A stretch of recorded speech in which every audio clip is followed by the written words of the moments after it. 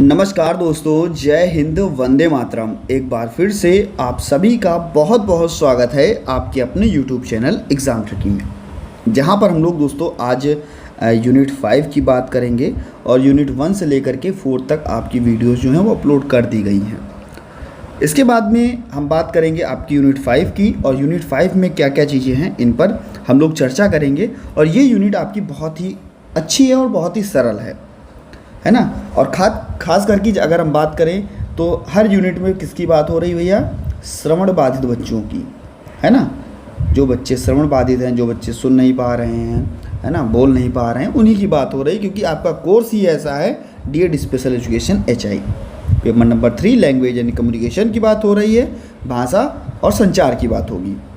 तो यहाँ पर आपका यूनिट 5 जो है, यहाँ पर बात होती है भैया साक्षरता कौशल की। साक्षरता कौशल की यहाँ पर बात हो रही है, साक्षरता कौशल की। इसके अर्थ और प्रकार यानी कि पढ़ना लिखना, है ना, यही सब चीज़ साक्षरता में आएंगी। अंक का ज्ञान होना, पैसे का ज्ञान होना, है ना, ये सारी चीज़ें जो हैं वो साक्षरता के अंतर्गत आएंगी। हमें अपने जीवन जीने के लिए साक्षरता कौशल होना ही होना चाहिए।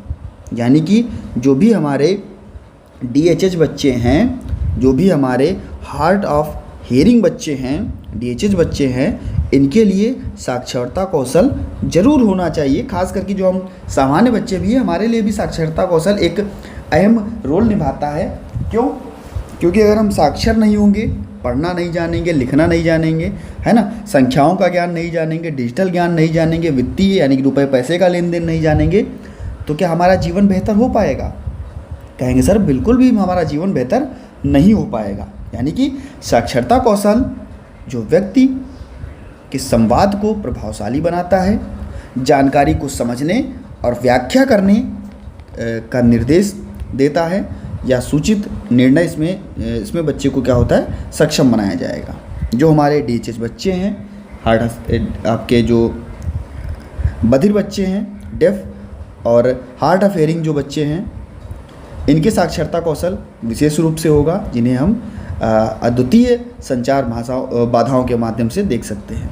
इसमें बच्चे का शैक्षिक और सामाजिक कौशल को सफलता मिलेगी, प्रभावशीलता मिलेगी। देखेंगे अगर तो कहेंगे बच्चे को पढ़ना, या हम कह सकते हैं बच्चे के लिए रीडिंग, है ना, रीडिंग, है ना, रीडिंग साक्षरता, या हम कह सकते हैं रीडिंग स्किल्स बच्चे को सिखाई जाएगी, रीडिंग लिटरेसी बच्चे को कराई जाएगी।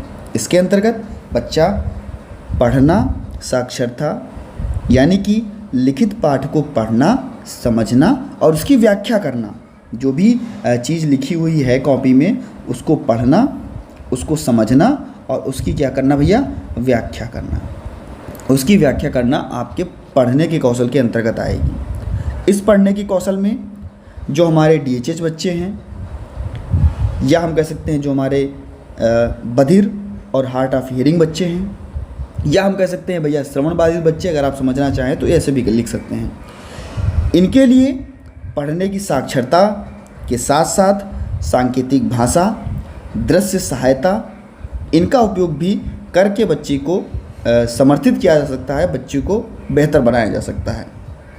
ऐसे ही बच्चे का लेखन साक्षरता, बच्चे की लेखन साक्षरता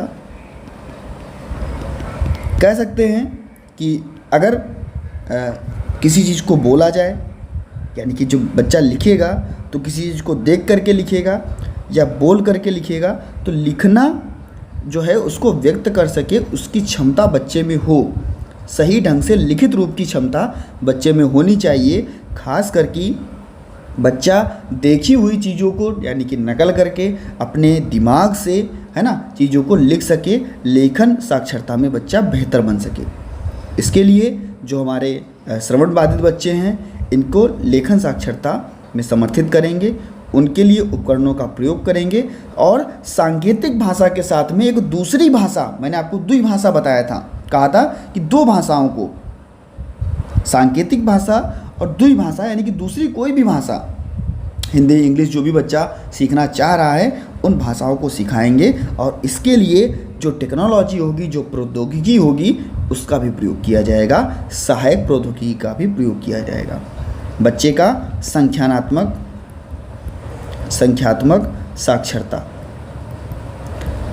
संख्याओं का ज्ञान 1 2 3 4, गणितीय अवधारणा। बच्चा जब संख्या का ज्ञान करेगा तो बच्चे में गणित की अवधारणा आएगी, तब बच्चा तर्क करना सीखेगा, बच्चे का संज्ञानात्मक विकास होगा। तो इसको भी समझने के लिए साक्षरता का उपयोग किया जाएगा, बच्चे को साक्षर बनाया जाएगा। कह सकेंगे कि व्याख्या को संचालित करने, इसको उपयोग करने की क्षमता साक्षरता के अंतर्गत आएगी, संख्यात्मक साक्षरता के अंतर्गत आएगी, जिसमें हम बच्चे को संख्यात्मक साक्षरता विकसित करके आवास, दृश्य सहायता, सांकेतिक सहायता, इसकी आवश्यकता जो है वो पड़ती है। इसके बाद में हम बच्चे को वित्तीय साक्षरता देंगे, यानी कि रुपए पैसे का लेन देन, है ना, रुपए पैसे का लेन देन कब किया जाएगा, कितना किया जाएगा, है ना, वित्तीय सहायता। और ख़ास करके जो हमारे श्रवण बाधित बच्चे हैं, इनको भी हम कह सकते हैं कि नए दृश्य श्रव्य सामग्रियों के माध्यम से, सांकेतिक भाषा के माध्यम से इन बच्चे को हम लोग क्या वित्तीय सहायता दे सकते हैं। इसके बाद में बच्चे को डिजिटल साक्षरता, है ना, डिजिटल साक्षरता यानी कि बच्चे को मोबाइल फ़ोन हुआ, नई नई प्रौद्योगिकी हुई, टेक्नोलॉजी हुई, है ना, नए नए सॉफ्टवेयर हुए, दृश्य सहायक चीज़ें हुई, इनको हम लोग बच्चे को सिखाएंगे, जिससे कि बच्चा बेहतर बन सके और टेक्नोलॉजी का प्रयोग कर सके। ऐसे ही बच्चे की नागरिक सहायता, नागरिक साक्षरता, नागरिक साक्षरता में भी बच्चे के जो भी नागरिक जीवन में गतिविधियां हैं, जैसे बच्चा अगर मतदान करने जा रहा है, सामुदायिक सेवाएं किसी को मिल रही हैं, कोई भी सुविधाएं बच्चे को दी जा रही समुदाय में रह करके, तो इस साक्षरता कौशल का भी विकास होना चाहिए। अतिरिक्त सहायता जो कि आवास इस पर बात होनी चाहिए, और सांकेतिक भाषा और दृश्य सहायता का भी प्रयोग करना चाहिए।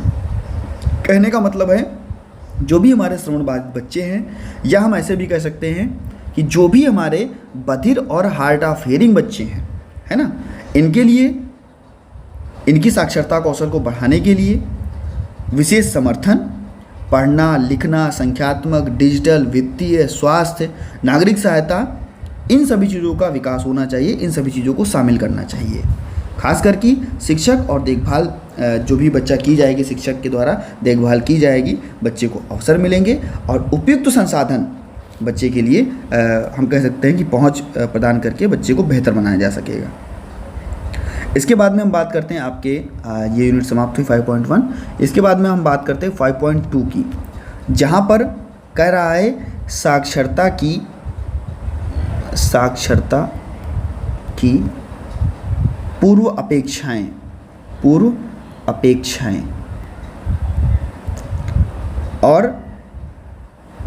और इस पर जो भी बच्चे ना सुनने वाले हैं, यानी कि बहरेपन का प्रभाव, यानी कि अगर बच्चा बधिर है ना, तो उस बच्चे पर क्या प्रभाव पड़ेगा साक्षरता की अपेक्षाओं को देखते हुए। तो हम कहेंगे अगर बच्चा बधिर है, सुनने में असमर्थ है, तो बच्चे को साक्षर बनाने के लिए बच्चे को लिखने की क्षमता, बच्चे को संचार, शिक्षा, समाज में भागीदारी, इनकी सबकी आवश्यकता होगी। लेकिन अगर बच्चा वहाँ पर बधिर है तो उसकी भाषा का विकास कम होगा, है ना, उसकी ध्वन्यात्मक जागरूकता वो भी बच्चे के पास कम होगी।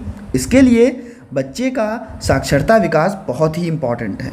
बच्चे को लिखित भाषा को समझना, उसका उत्पादन करना, बच्चे की जो भी मजबूती है ना, जो भी मजबूती है उस पर ध्यान देना, उसकी नींव को बेहतर करना, और जो भी साक्षरता कौशल है इसको विकसित करना।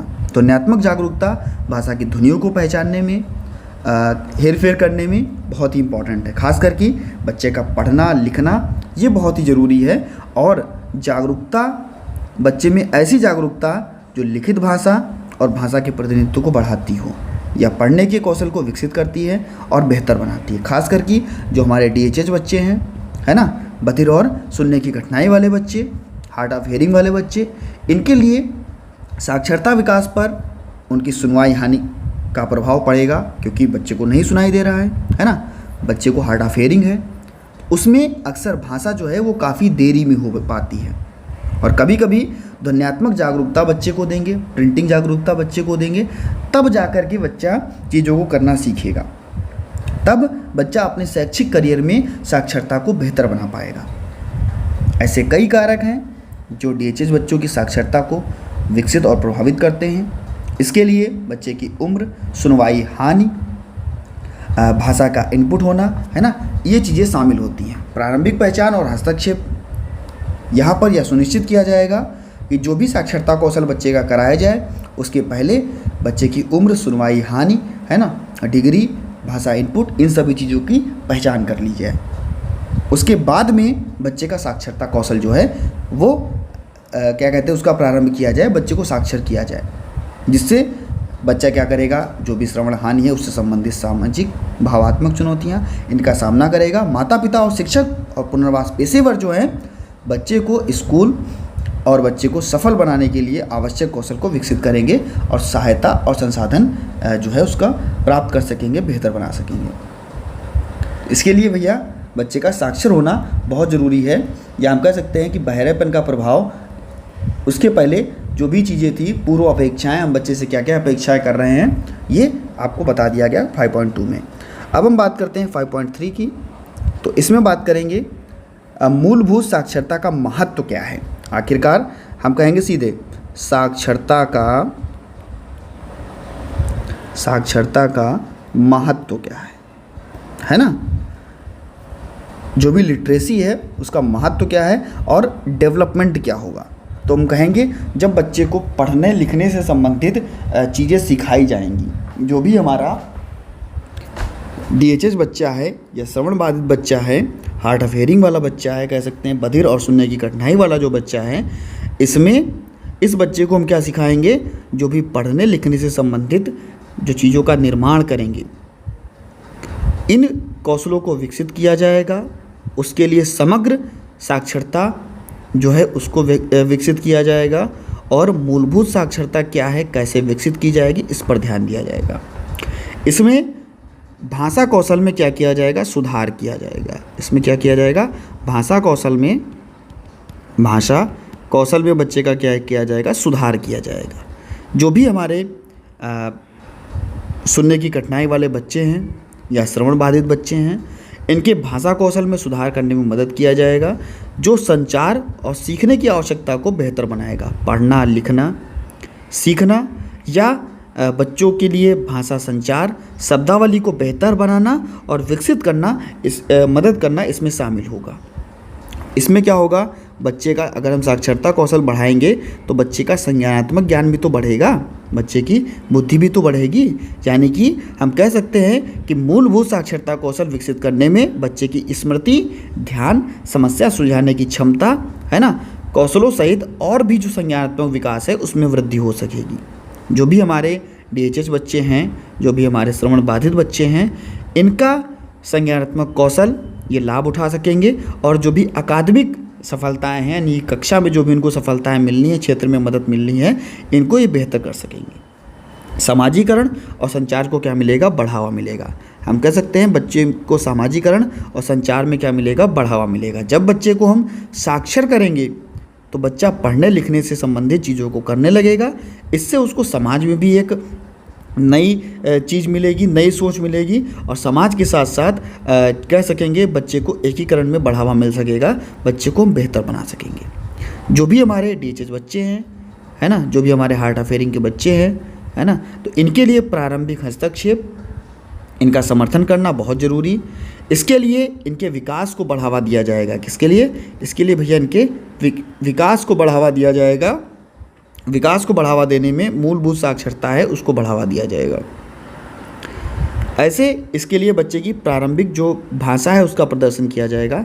इसके लिए बच्चे की प्रारंभिक भाषा का क्या किया जाएगा, प्रदर्शन किया जाएगा। प्रारंभिक भाषा का प्रदर्शन किया जाएगा, यानी कि साक्षरता की नींव जब विकसित की जाएगी तो जो भी हमारे श्रवण बाधित बच्चे हैं इनके लिए प्रारंभिक भाषा क्या है, यानी कि दृश्य, स्पर्श इनपुट प्रदान करना, बच्चे के लिए साइन लैंग्वेज या विजुअल एड्स, है ना, विजुअल चीज़ों को दिखाना, है ना, तो इनके द्वारा हम क्या करेंगे, अपने डीएचएच बच्चों के लिए बच्चों में मूलभूत साक्षरता को बढ़ावा देंगे और इनके लिए संचार कौशल विकसित करने में ये सारी चीज़ें जो हैं वो मदद करेंगी।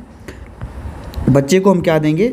बच्चे को हम ध्वन्यात्मक जागरूकता देंगे, यानी कि ध्वनि जो कराई जाएगी उस जागरूकता को दिया जाएगा, है ना। बच्चे की ध्वनि को पहचाना जाएगा। बच्चे को क्या सिखाया जाएगा कि आप ध्वनियों को पहचानिए, फिर उसमें हेरफेर की जाएगी और बच्चे की जो क्षमता है उसको विकसित किया जाएगा। इसमें बच्चे के लिए राइमिंग, है ना, जैसे राइमिंग बनाते हैं जो तुकबंदी वाले शब्द होते हैं, तालमेल वाले जो शब्द होते हैं ना, कहते हैं जाना आना, है ना। तो इस प्रकार से ट्विंकल ट्विंकल लिटिल स्टार, है ना, तो इस प्रकार से जो राइमिंग बनाई जाती है बच्चे की, वो राइमिंग बनाई जाएगी, शब्दों का विभाजन किया जाएगा और ध्वनियों को सम्मिश्रित किया जाएगा, गतिविधियों को यहाँ पर शामिल किया जाएगा। इसके बाद में जो भी प्रिंट जागरूकता है, प्रिंट जागरूकता उसको विकसित किया जाएगा, उसको निर्देशित किया जाएगा। हम कह सकते हैं जो भी हमारे कम सुनने वाले बच्चे हैं, हार्ड ऑफ हियरिंग वाले बच्चे हैं, इनकी बोले जाने वाली जो भाषा है इसके बीच में संबंधों को विकसित किया जाएगा, इसकी समझ को विकसित किया जाएगा। इसमें वस्तुओं का लेबल, अक्षरों का पता लगाया जाएगा और शब्दों की पहचान और गतिविधियों को शामिल किया जाएगा। बच्चे के पढ़ने के निर्देश और लिखने के निर्देश, बच्चे के पढ़ने के निर्देश, दृश्य सहायता, सांकेतिक सहायता, है ना, इन बच्चों को हम देंगे और इनका कौशल विकसित करेंगे। बच्चे का जो लिखने का निर्देश होगा, यहाँ पर हम बच्चे के लिए खुद से व्यक्त करने के अवसर बच्चे को देंगे, डिजिटल टूल्स देंगे बच्चे को, है ना, लेखन कौशल बच्चे का विकसित हो सके।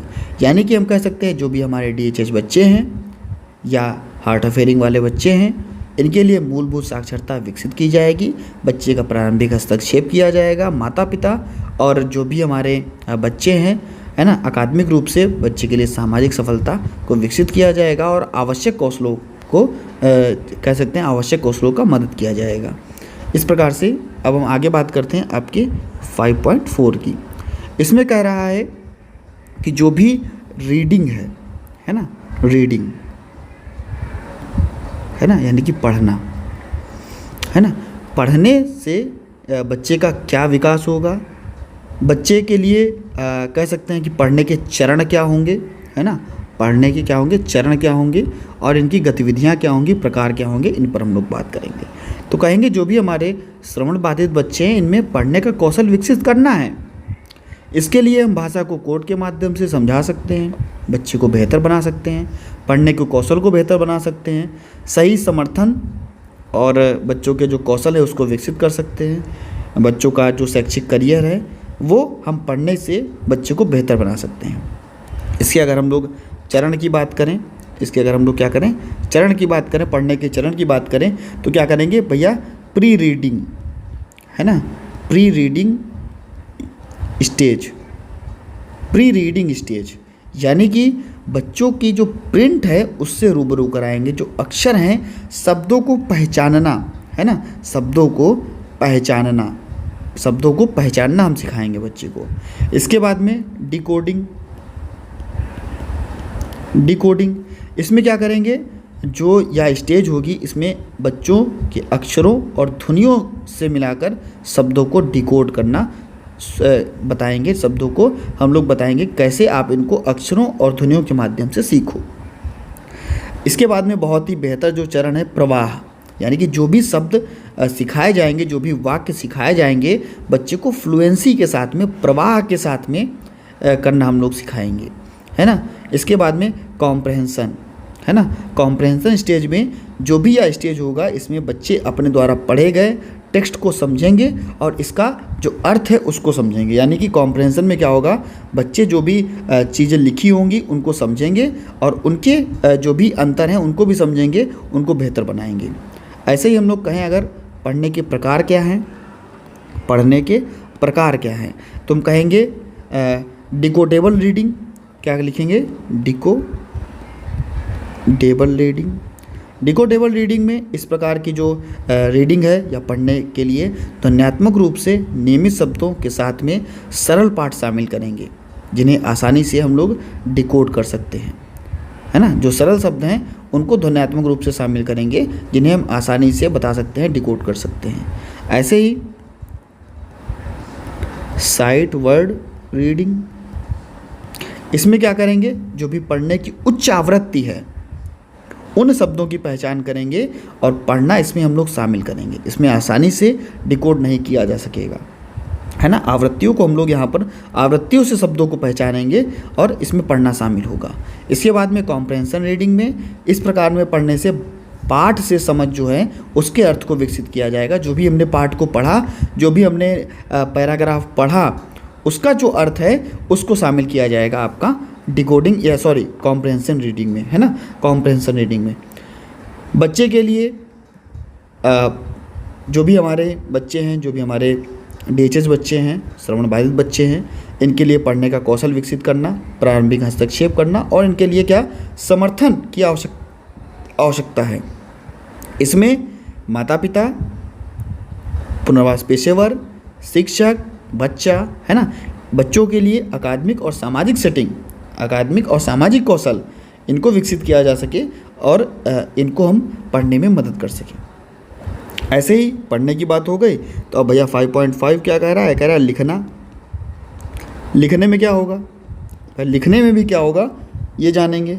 तो कहेंगे भैया लिखने का विकास कैसे करेंगे, प्रकार क्या है ना।